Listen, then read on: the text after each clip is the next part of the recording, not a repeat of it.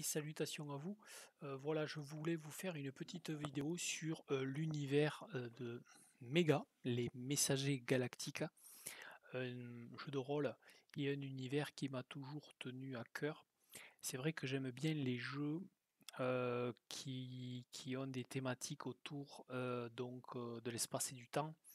Alors je ne vous ferai pas une vidéo aujourd'hui sur tous les jeux de rôle qui ont pignon sur rue, donc la plupart sont malheureusement en VO, mais nous avons notre méga, donc le jeu de rôle des messagers galactiques, qui est un énorme bac à sable spatio-temporel avec lequel bien sûr nous pouvons nous amuser dans notre passion préférée qui est le jeu de rôle, dans tous les univers et dans toutes les thématiques possibles et imaginables. Donc ce jeu de rôle, bien sûr, sur table, a été créé en 1984. Donc il met en scène des messagers galactiques, d'où l'acronyme MEGA, hein, mais qui veut dire messager et GA qui veut dire galactique, dans les mégas. Ce sont des super agents spatio-temporels qui sont pour défendre une certaine forme de justice, autant historique que morale et que sociale. Ils sont pour la paix des mondes et non du monde, c'est pour la paix des mondes quasiment, donc de tous les univers inimaginables parallèles à le nôtre. Donc c'est la première édition de Mega en 1984. Moi je n'ai pas eu l'occasion de pouvoir en fait y jouer. Celle-ci m'a échappé. J'avais 14 ans à l'époque et 12 ans à l'époque et bon, celle-là m'avait complètement passé sous le nez. Je connaissais pas encore le jeu de rôle, j'allais le connaître par l'œil noir. Bon, trêve de petite parenthèse, dirons-nous. Mais c'est avec Mega 2, donc en 1986, que je découvre ce jeu. Donc dans une librairie, comme sûrement la plupart d'entre nous qui avions possibilité à cet âge. Donc voilà, je vois ce magazine un peu curieux, un hors-série de jeux et stratégies que je connaissais déjà, que j'avais du mal à appréhender même, jeux et stratégies. Il y avait des pages qui, du haut de mes 14 ans, me paraissaient un peu étranges. Et donc voilà, je me suis dit, bon, j'étais rentré pour acheter Joystick, un magazine de jeux informatiques, et je vois ce jeu-là, et bien sûr je le prends et j'y tombe dedans. Alors c'est vrai que l'illustration avec ce genre de Jedi à l'épée laser qui sort d'un tétraèdre m'avait conquis. Les scénarios dans ce Mega 2 pour moi ont été superbes. Surtout bien sûr Cauchemar en bleu à Morte-Pierre, qui est pour moi l'un des premiers scénarios que j'ai masterisé, je dirais digne de ce nom, et il était super quoi. C'était un scénario à la fois qui se voulait détente, c'était pas un truc létal où il y avait vraiment une enquête, quelque chose de science-fiction derrière et tout, avec voilà les petits effets spéciaux, avec les petits bleus bien sûr, et c'était vraiment génial. Génial. En plus, Cauchemar en bleu à Morte-Pierre avait été aussi un peu, entre guillemets, présenté dans une série d'émissions télévisées sur FR3, et ça avait été génialissime. Donc on arrive après ensuite avec Méga 3 en 92, où là on pourrait dire que c'est l'âge pleinement de maturité de Méga. Là on se régale. Et Mega 3 même est réédité l'année suivante par Jeux Descartes sous la forme d'un livre à couverture rigide qui contenait une campagne, on peut se le dire, magnifique, Le voleur d'Igol. Euh, et là, bon, c'est un peu vers la fin des années 90. C'est vrai que le jeu de rôle dans les années 90, ça a été un peu plus compliqué que dans les années 80. Il y a plusieurs versions qui vont être publiées sur Internet. pour que Mega continue à vivre. Et la version 4 sera distribuée gratuitement, initiée par Grégory Moll et distribuée en 2004 sur le site Comega. Donc c'est pour ça que quand même les auteurs, donc ce jeu de rôle, c'est vrai, je ne l'ai pas dit jusqu'à présent, mais a été créé par Michel Brassine et Didier Guisserix, et c'est vrai que d'une certaine manière, les deux auteurs, en mettant donc Mega 5, ont quand même cautionné le travail qui avait été fait donc depuis la deuxième moitié des années 90 jusqu'en 2018. Donc voilà, que bon, la quatrième édition a quand même si elle n'était pas officielle, a quand même existé. Donc la nouvelle version, c'est Mega le cinquième paradigme aux éditions Léa. Donc il y a un chouette kit de découverte, ça commence par ça. Un kit de découverte micro méga qui est proposé à la vente. Et il y a ensuite le livre de règles qui lui apparaît en 2018. Voilà. Et c'est bien sûr Mega le cinquième paradigme, car en fait Mega va vraiment, le Mega 5 va vraiment propulser toute l'ambiance des mégas dans un multivers gigantesque. C'est-à-dire que là, on cautionne qu'il y a vraiment des mégas et que la guilde des messagers galactiques n'est pas quelque chose de figé. Voilà. Donc, l'univers de jeu, c'est assez simple. Il y a donc une planète dans notre galaxie, Norjan, où en fait un, un petit moine, un kidam, un moine un peu martial quand même, un moine Shaolin, va en fait, par une chance incroyable, parce que bon, c'est un moine malgré tout qui est quelque peu, je dirais, fouineur. Donc c'est un moine nommé Sunk Iga. Et ce jeune Sunk, en fait, va fouiner un peu, et une fois il va être un peu, si vous voulez, pisté par la milice de la cité, et donc il fuit, et pour se cacher, en fait, il se plaque contre une structure tétraédrique, et en fait, il passe à l'intérieur, non pas dans une pièce à l'intérieur du tétraèdre, bien sûr, mais en fait dans la matière même du tétraèdre. Et en fait, il se téléporte et sort par un autre tétraèdre, non sans mal, bien sûr. Le premier passage fut pour lui terrible, incroyablement angoissant, terrifiant et quelque peu douloureux. Et en fait, sans le savoir, il a créé en fait un point de transit entre le premier tétraèdre et sa fuite éperdue, quelque peu hasardeuse, et il va se former en fait petit à petit à ça, et il va créer et activer en fait des points de transit un peu partout, d'abord sur la planète Norjan, et puis très rapidement sur d'autres planètes. Et il va aider en fait l'émancipation de cette planète à l'échelle spatiale. Et donc petit à petit, au cours des siècles, ses héritiers, car en fait il va s'apercevoir que d'autres personnes sont aussi dépositaires de ce don, il va les repérer et il va les entraîner. Et donc l'ordre des messagers, alors au départ on dit bon, l'ordre des messagers, hein, l'ordre Toshen, mais rapidement bien sûr, dès qu'ils vont s'aventurer dans l'espace, et qu'ils vont avoir cette dimension galactique, ils vont être en fait les messagers galactiques.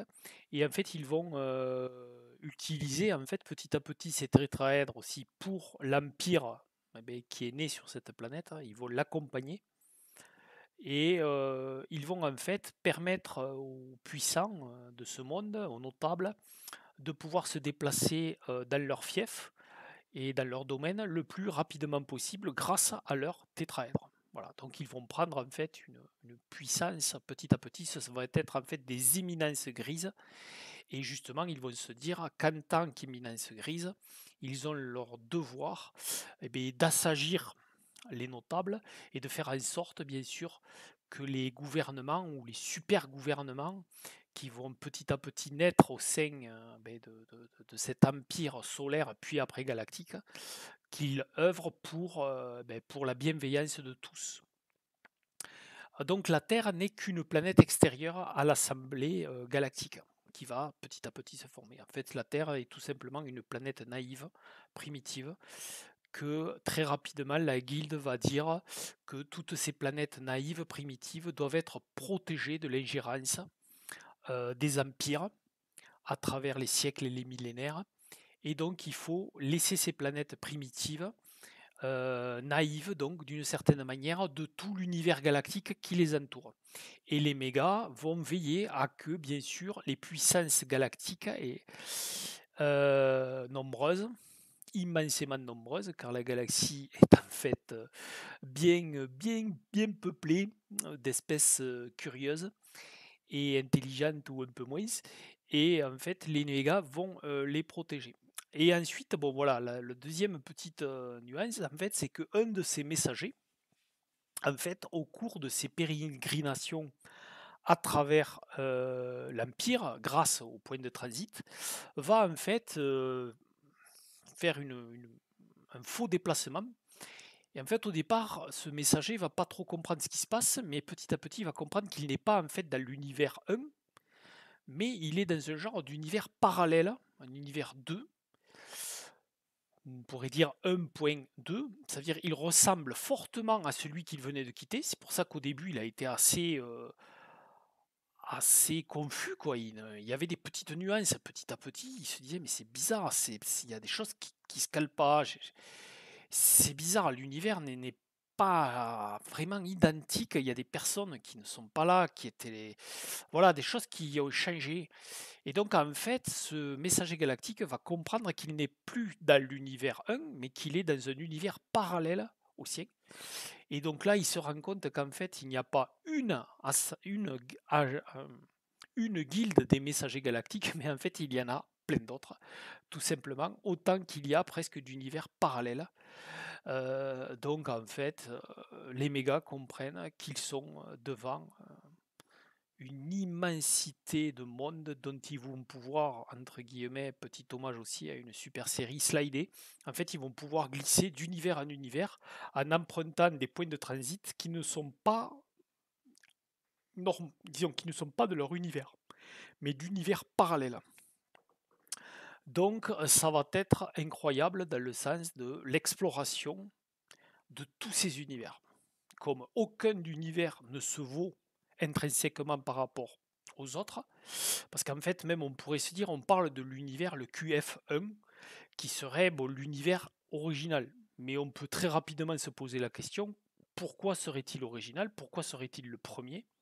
Vu que Sunk a lui aussi d'autres, je dirais, alter ego dans d'autres univers, on vient même à se dire, bon, voilà, le QF1 petit tiret 001, bon, voilà, c'est une norme actée par rapport à une certaine assemblée galactique. Ça pourrait être un truc, voilà, mais ça fait très rapidement trop mal à la tête.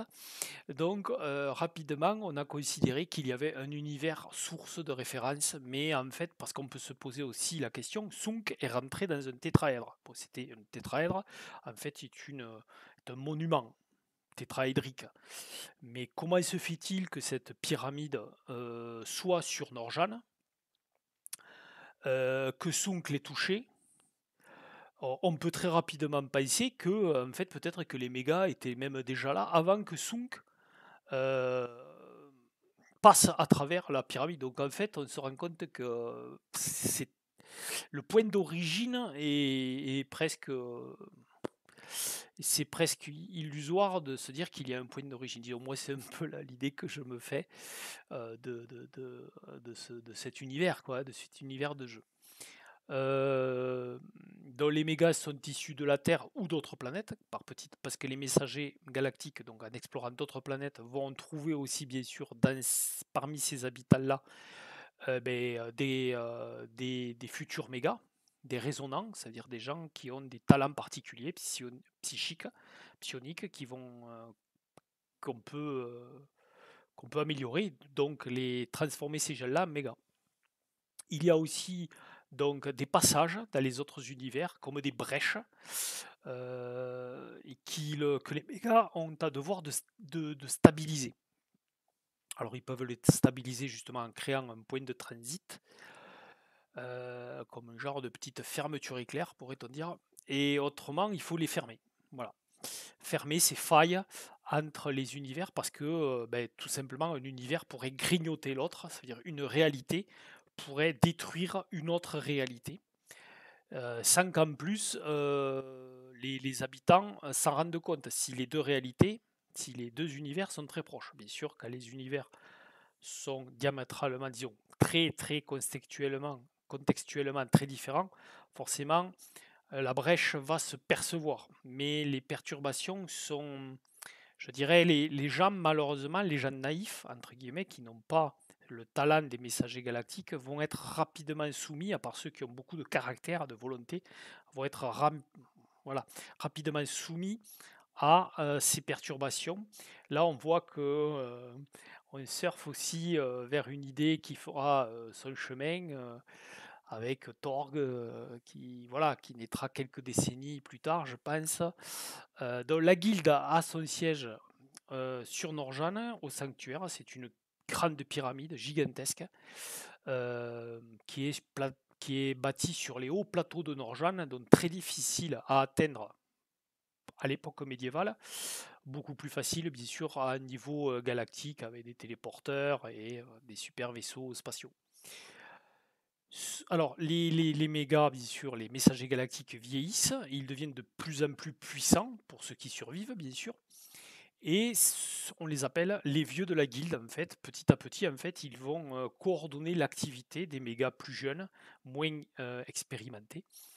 Et il y a toute une hiérarchie, une graduation dans les mégas qui va se faire, voilà, entre des mégas fraîchement promus et des mégas très anciens voilà, qui ont beaucoup d'expérience, et dont les mégas, comme un peu les Jedi, vont respecter profondément leurs aînés, qui ont fait normalement beaucoup de missions et qui ont de la bouteille, forcément que par leur expérience et leur pouvoir psionique se sont démultipliés. Donc les mégas sont des pions, mais pas forcément des magiciens. C'est-à-dire qu'en fait, les magiciens, ou ce qu'on appelle la magie, ne fonctionnent pas dans tous les univers. Donc justement, le QF1, le 0001, entre guillemets le nôtre, là, la magie est froide. En fait, on réalise plus une petite magie d'opérette, de dextérité et d'illusion, qu'une véritable magie. Il faut aller dans des univers qui sont chauds par rapport à la magie. Donc là, forcément, les talents psioniques des mégas vont prendre bien sûr un gros ascendant. Et en même temps, les mégas pourraient rencontrer aussi des résonants et des résonants qu'on pourrait très facilement euh, considérer comme des magiciens. Donc ils reçoivent une formation qui leur permet de pratiquer deux pouvoirs très importants pour les mégas, c'est-à-dire le transit par les tétraèdres, une forme de téléportation, et le transfert, une sorte de possession du corps d'autrui. Voilà. Donc, alors, à la marge, disons, ou en marge de la constitution de la guilde des messagers galactiques, il y a aussi l'Assemblée galactique. C'est très important aussi à comprendre parce qu'en fait, euh, les messagers galactiques, pendant une certaine époque, vont être les imminences grises de l'Assemblée galactique. C'est-à-dire qu'en fait, ils vont permettre euh, à l'Assemblée galactique de prendre son essor et de fédérer en fait les peuples au niveau galactique. Alors c'est vrai que dans la première Assemblée galactique, les mégas sont peu nombreux. Donc en fait, ils vont peu peser dans les échanges au niveau galactique. Alors bien sûr que les premières expansions et les essors que vont avoir les peuples, dont de Norjan et d'autres, dans la galaxie, bien sûr, doivent quelque peu, bien sûr, au point de transit que vont créer les mégas. Ils vont rencontrer des races humanoïdes très puissantes, comme les Ganymédiens, ou très proches de l'humain, comme les Talsanites. Et en fait, ce vaste univers de peuples et de domaines extraterrestres va petit à petit créer ce qu'on va appeler l'Assemblée galactique. Voilà. Là, les mégas, dans cette première assemblée, va se développer petit à petit. Voilà. Dans cette première assemblée, il y a l'idée de statut de planète primitive, naïve. Donc il faut laisser en marge du niveau galactique pour qu'elles y aillent petit à petit par leur propre chemin. Dans les mégas, en fait, bien sûr, ont, je dirais, un double visage. Dans un premier temps, forcément, c'est un visage spectaculaire, c'est-à-dire il déplace les puissants de l'Assemblée galactique à travers toute la galaxie grâce au point de transit. Donc ce sont des héros souvent parce qu'ils amènent bien sûr l'information et tout cela d'une manière très rapide. Et il y a bien sûr cette face double duel. Puis il y a l'autre aspect qui est plus diplomatique. Donc, et d'éminence grise, très discret, ça veut dire qu'en fait ils vont petit à petit diriger en fait et manipuler la société galactique pour la diriger vers une direction souhaitée par la guilde des messagers galactiques. Voilà, donc il y aura une deuxième et une troisième assemblée galactique. Nous en sommes donc à la troisième assemblée galactique. Alors le Norjan, dans cette troisième assemblée galactique, ne joue plus qu'un rôle relativement discret, c'est-à-dire c'est toujours bien sûr le berceau de la guilde des mégas. La guilde a repris du poil de la bête parce que durant la seconde assemblée galactique, en fait, il y a eu vraiment de grosses difficultés, des drames infinis. Et je ne vais pas rentrer dans les détails, mais les mégas furent réduits à une petite poignée d'agents pour toute une galaxie. Donc en fait, tout au mieux, et puis ils sauvegardaient leur héritage. Et ils défendaient en fait le Saint des Saints, c'est-à-dire le sanctuaire sur Norjan. Avec la troisième assemblée galactique, là, les mégas reprennent du poil de la bête et repartent dans la galaxie et dans tous les univers parallèles pour rechercher et détecter des mégas. Et avec ce troisième âge un peu, on pourrait dire, autant de l'Assemblée galactique que de la guilde, c'est là que les mégas vont se heurter aussi à en fait des mégas, de sortes de mégas, c'est-à-dire des mégas qui ne connaissent pas l'Assemblée galactique, mais dont leur pouvoir est quand même suffisamment important pour agir et donc causer des problèmes et des torts à l'Assemblée galactique ou à la guilde. Et il y aura même des mégas renégats qui, eux, vont œuvrer pour se débarrasser de la guilde des messagers galactiques et pour qu'en fait cette domination multimillénaire, à peu près 15 siècles de domination entre guillemets, mais il est vrai que c'est une éminence grise qui peut être pesante, donc il y a des méga renégats qui considèrent qu'il est temps que cette guilde disparaisse. Voilà. Donc, alors que cette guilde, bien sûr, malgré tout, a fait des missions incalculables, en plus dans une intégrité totale, dans le respect des mots et vie et dignité pour les agents, car des missions réussies sont des missions où il n'y a pas de perte, de mort. Il faut que tout se fasse dans une certaine diplomatie, quoi. Voilà. Donc c'était pour vous faire un petit tour de l'univers des messagers galactiques. Voilà, c'est fait. Peut-être que je vous ferai une deuxième vidéo sur Méga pour vous parler peut-être plus précisément de Méga 5, dire le cinquième paradigme, sur les règles. Mais là, je voulais déjà vous donner un petit aperçu de l'univers. Voilà, c'est chose faite. En tout cas, c'est un super jeu et je vous le conseille à tous. Allez, à ciao, à la prochaine.